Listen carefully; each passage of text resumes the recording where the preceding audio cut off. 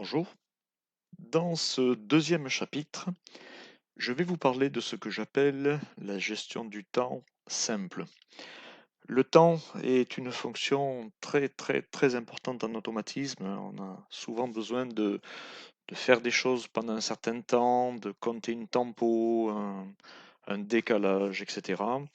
Et je vais vous montrer un certain nombre de fonctions intéressantes. Alors, je ne serai pas exhaustif, hein, il y en a probablement beaucoup d'autres. Je vais juste vous parler de celles que j'utilise le plus souvent dans mes projets. Je vais découper cette partie dédiée au temps en trois sous-parties. Une première sur les function blocks blink, ton, toff, rtrig, ftrig.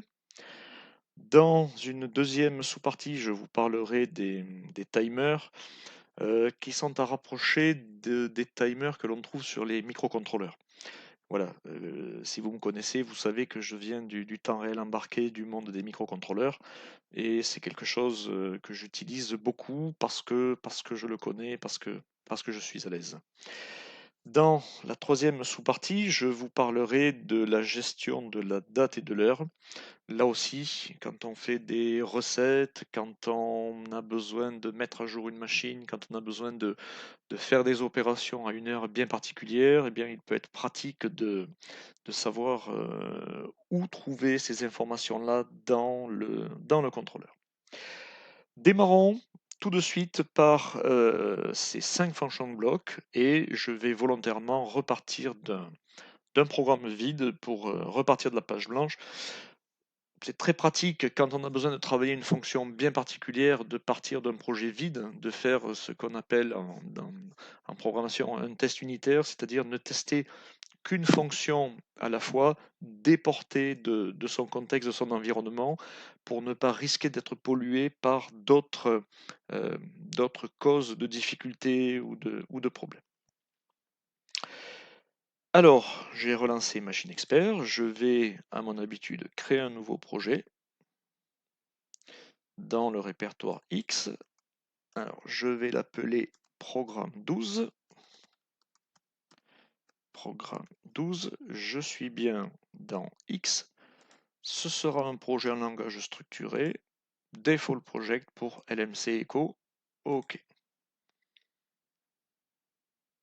Alors, ce que je vais vous présenter, je pourrais le faire également en simulation, mais dorénavant, nous allons travailler sur le contrôleur. Alors, comme je vous ai montré juste avant, je commence tout de suite par enlever les masques de diagnostic des sorties. Sur le LMC Pro, il y a rigoureusement la même chose avec plus d'entrées-sorties. Également, alors, chose que je peux faire parce que je vais être sur un vrai contrôleur que j'aurai beaucoup plus de mal à faire en simulation, ma tâche main, ici, la configuration de ma tâche main, initialement en priorité 14 cyclique, c'est-à-dire périodique à 10 millisecondes. Pour cette présentation, je vais la mettre à 2 millisecondes. Le timeout sera de 10 fois 10 millisecondes. Je vais également le mettre en cohérence pour 10 fois 2 millisecondes. Je vous ferai ultérieurement une présentation sur les temps plus, on va dire, plus évolués. Si cette présentation s'appelle la gestion du temps simple, c'est qu'il y aura une gestion du temps évoluée où je vous parlerai des tâches, des aspects temps réel, etc. Mais commençons par les choses simples. Donc, je respecte la règle de timeout égale la période multipliée par une sensibilité de 10. Voilà, je vais donc avoir quelque chose de plus fréquent et également plus précis, puisqu'on on parle du temps, on va essayer de faire des choses précises d'un point de vue temporel. Alors, le premier function block que je vais vous montrer, c'est le function block blink, qui est très intéressant, par exemple, si vous devez faire clignoter une verrine. Alors, je me souviens que ce function block s'appelle le blink, mais je ne sais pas où est-ce qu'il est, dans quelle librairie, etc., etc. Donc, clic droit, je vous l'ai déjà montré, Function and Function Block Finder, et Alors vous voyez, j'ai déjà préparé l'exercice avant. Donc, je tape le mot-clé blink, find.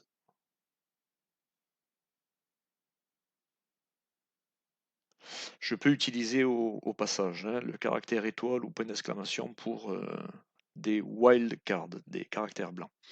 Alors, j'ai deux propositions qui contiennent les lettres blink. Je vais utiliser la deuxième, qui est la version la plus basique, et je vais cliquer sur OK. Alors, ceci va juste permettre d'intégrer la librairie utile dans mon projet. Voilà, si on va sur le Library Manager, on retrouve la librairie utile et quelque part ici, on va retrouver, voilà, dans Signal, on va retrouver Blink, voilà, ce qu'on voulait. Alors, le FFB m'a inclus ici quelque chose de générique. Alors, c'est pas ceci qu'on va garder, mais je vais copier donc le nom de ce function block et je vais faire comme ça, et vous me connaissez, j'aime bien préfixer par FB, je vais garder Blink et je vais dire que c'est le premier, on pourrait imaginer qu'il y en ait plusieurs. Ici, donc, je peux donc supprimer, alors je supprime tout ici, et je vais utiliser ce que je vous ai déjà montré, donc je copie, je vais utiliser le Input Assistant. Clic droit, Input Assistant, ou directement en raccourci clavier, la touche F2. Dans le texte, je colle mon texte et je choisis le premier qui va m'inclure tout le prototype de l'appel au function block. Alors, le enable, effectivement, je veux que ce soit toujours vrai. Encore une fois, c'est un exemple didactique. Le time low, alors je vais définir une variable que je vais appeler tTime low, une autre que je vais appeler tTime high. Je vais déclarer ces variables. Ce seront des variables de type time que je vais initialiser par défaut, et bien par exemple à 100 millisecondes, t dièse 100 ms, et le time low, le time low, je vais mettre 400 millisecondes, et le time high, je vais mettre 100 millisecondes. Donc j'aurai une période totale de 500 millisecondes, j'aurai un signal à 2 Hz. Et le out, je vais le mettre dans une variable x, c'est une variable sortie, q, x, blink out. C'est un booléen.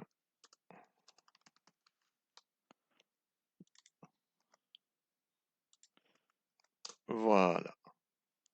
Tout simplement, ça va me permettre de faire bagoter mon bit ici. Je vais visualiser ceci sur une trace, donc add object trace. On va l'appeler trace 1, configuration. Alors, quand on est sur le véritable contrôleur, à présent, on peut se configurer sur la tâche motion. Tâche motion par défaut à 1 milliseconde. La résolution devra être en microsecondes et pour l'instant, ça va nous suffire. Je vais recopier ceci tout simplement pour pouvoir le sélectionner. Clic droit, add variable to trace, trace 1. Voilà, on compile. Pas d'erreur. Bien évidemment, ici, c'est un warning puisqu'il ne comprend pas le sens de ceci. Poo for implicit check are missing. Oui, je reviendrai ultérieurement sur ceci. Je présente les poo for implicit check dans un cycle de conversion du template inclus dans Machine Expert vers un template entre guillemets orienté France. Bon, je ne vais pas rentrer dans le détail pour le moment. Je vais enlever le commentaire pour voir bagoter le bit. Donc je me connecte au contrôleur. Nous l'avons vu dans le chapitre précédent. Fast TCP. Alors, 192, 168, 100, 111, voilà. Le fait de taper l'adresse IP en entier fait que c'est reconnu immédiatement par le contrôleur. On retrouve ici mon programme précédent, donc maintenant je peux double-cliquer ou bien cliquer ici sur Login, ce sera la même chose. Je double-clique. Pardon, ça c'est la connexion. Le login, il faut quand même cliquer en haut.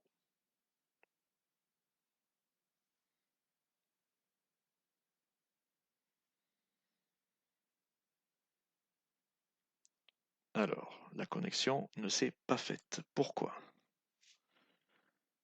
Pardon, ici j'ai une adresse 112. Oui, j'ai rebooté mon contrôleur. Et j'ai remis l'adresse 111. Ok, voilà.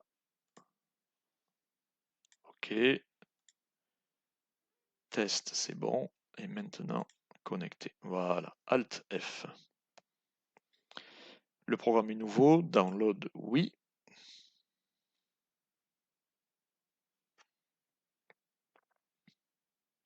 Ok. On peut démarrer. On regarde le programme. Voilà, notre bit bagote.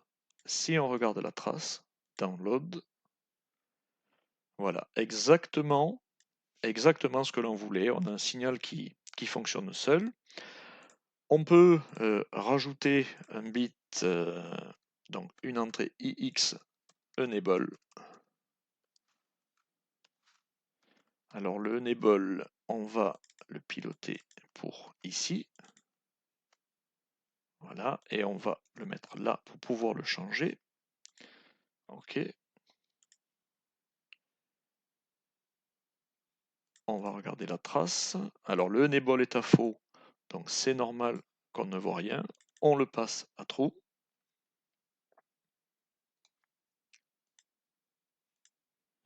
Voilà. Je l'arrête. Je le redémarre. Donc je double-clique pour changer la valeur. CTRL F7. Voilà. Voilà notre function block blink qui permet de faire des signaux en carré très facilement. Alors, on va, par-dessus ce function block, on va utiliser maintenant les function blocks TON et TOFF. Alors, sur ces deux function blocks, celui que personnellement j'utilise le plus souvent, c'est le TON. Bon, je ne sais pas pourquoi, mais concrètement, on cherche souvent plus à retarder un front montant qu'un front descendant. Alors, on va faire comme on a fait tout à l'heure, function block finder, TON, find, c'est celui-là que l'on veut. Alors, la librairie standard est peut-être intégrée par défaut, mais on va le retenir. Librairie standard, elle est là par défaut. TON, TOFF sont intégrés, c'est parfait. Alors, on va déclarer FB TON 1, TON et TOFF. Alors on peut éventuellement, parce qu'on l'utilisera dans la troisième partie, on peut aussi prendre l'habitude d'utiliser le namespace des librairies. Donc ici, on est dans la librairie standard. Le namespace, c'est standard. En robotique, notamment, on utilise beaucoup les namespaces. Donc tout simplement, devant le function block, je lui précise son namespace. On va dire c'est un chemin d'accès.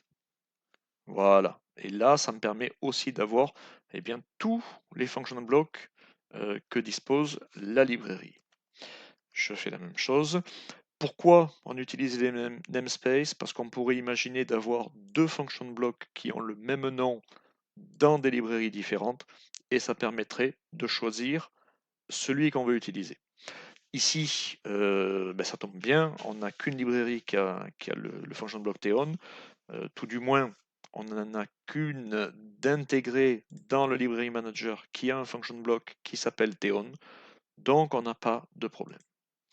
Alors, maintenant, pour retarder soit les fronts montants, soit les fronts descendants, je vais prendre en entrée le bit issu du function block blink. Donc, je copie et j'utilise le input assistant F2.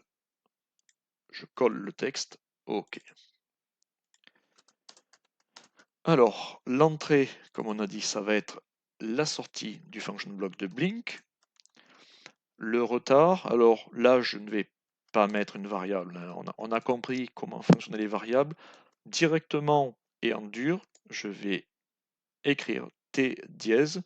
Je vais le retarder, par exemple, de 20 millisecondes. Alors, bien évidemment, il faut que ce temps soit compatible avec la périodicité de ma tâche. Ici, j'appelle la tâche toutes les 2 millisecondes, donc tous les temps multiples de 2 millisecondes seront des temps qui fonctionneront bien. Donc, 20 millisecondes de retard sur le front montant.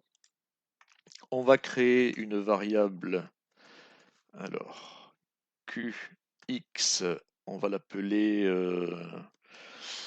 TONOut. Donc, on aura un retard au front. Pardon.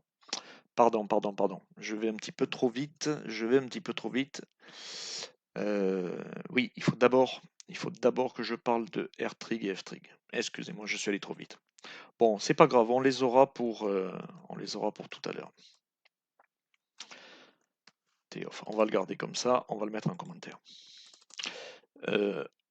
On va plutôt d'abord détecter les fronts montants et descendants de notre signal là.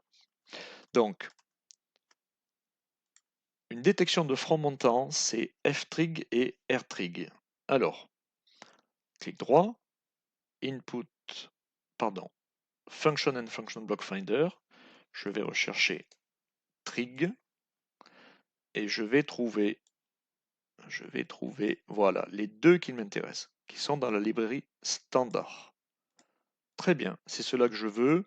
La librairie est déjà intégrée, je n'ai pas besoin de les prendre par le function block finder. Donc, ce sera FB, je vais les mettre au-dessus. Alors, FB, R trig 1, function block R trig, et je vais faire le ftrig. Et ce sont ces signaux sur lesquels on fera des tempos ultérieurement. Alors, je copie. F2 input assistant, je colle le texte, OK. Le signal de clock, ce sera le signal du blink. Et la sortie, ce sera donc du RTrig out. Oui, trig, on le voit. C'est le R que je veux mettre en valeur. Donc, RTrig out et FTrig out. Les deux bits. Les deux bits de sortie, les deux function blocks. Il me faut appeler le deuxième function block, donc ftrig. Et la sortie va le premier dans RTrig, le deuxième dans FTrig. Voilà. Et je vais donc afficher mes deux bits là. Add variable to trace. Pareil pour l'autre. Et on va tester ce programme. Voilà. On peut se connecter.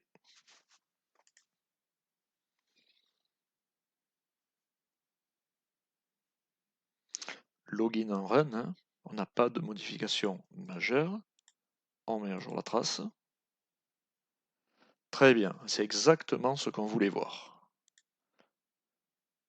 Alors, en vert, on a le RTrig AirTrig, Rising Edge. Donc le vert pour un cycle va nous détecter le front montant. Et ici, le F-trig va nous détecter le front descendant. Voilà, le front descendant.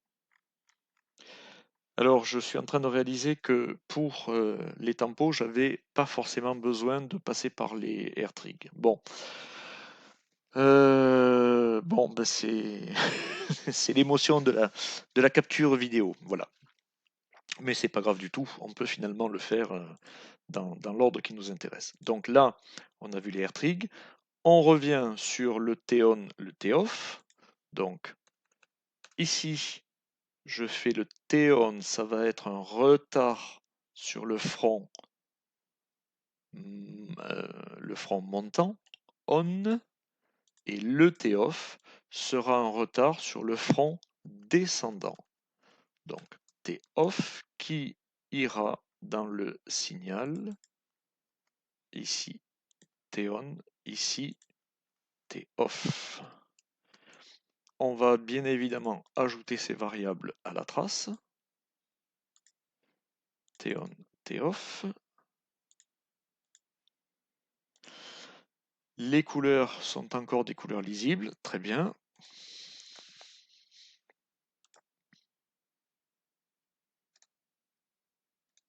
On relance la trace.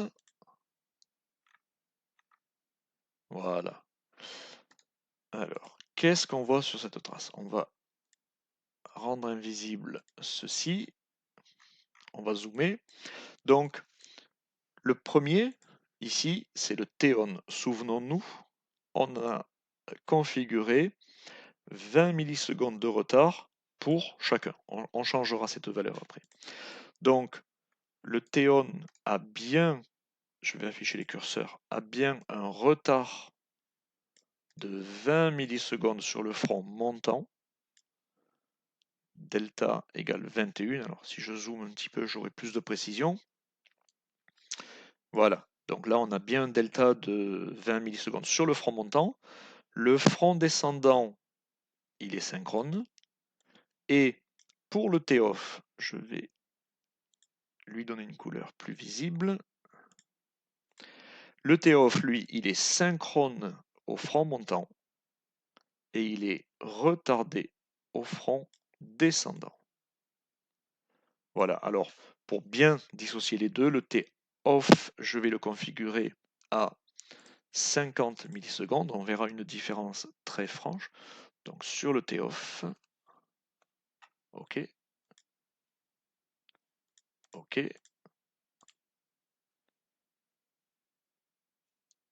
On relance la trace.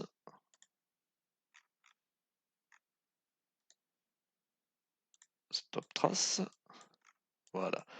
On a toujours 20 millisecondes sur le front montant du blink et 50 millisecondes sur le front descendant. Voilà. Voilà, 50 millisecondes et dépouillé. Voilà, donc c'était l'objet de ce premier sous-chapitre, hein, les function blocks de base pour gérer du temps dans les séquences, dans les programmes Machine Expert. On a regardé tout ça sur une trace, bien évidemment, il me semble vous l'avoir déjà montré, mais une trace, ça peut se sauvegarder. Save trace. Alors, je vais l'appeler trace 01 par exemple. Je vais fermer les éditeurs et je me déconnecte, je réouvre. Donc, je n'ai plus de données dans la trace, sauf si, bien entendu, je recharge la trace 01. Voilà. Je retrouve tout mon enregistrement de traces. Voilà. Le blink, le AirTrig, le F-trig, le T-on, le T-off. Voilà. Au passage, ces fichiers de traces, ce sont des fichiers, HTML, donc XML. Ce sont des fichiers XML, donc si vous si vous êtes à l'aise en XML, peut-être que vous pourrez, exporter, récupérer ces données pour d'autres outils. Voilà, mais des fichiers de texte, assez volumineux d'ailleurs, hein. J'en profite, quand vous devez transférer, une trace envoyée par mail, n'oubliez jamais de zipper. Voilà, on passe de 500 kilos à 60, 9 fois moins. Ça permet d'être un peu plus frugal avec les réseaux. Voilà, nous en avons terminé pour cette première partie. Je vous donne rendez-vous tout de suite pour la deuxième partie sur les timers. Je vous remercie.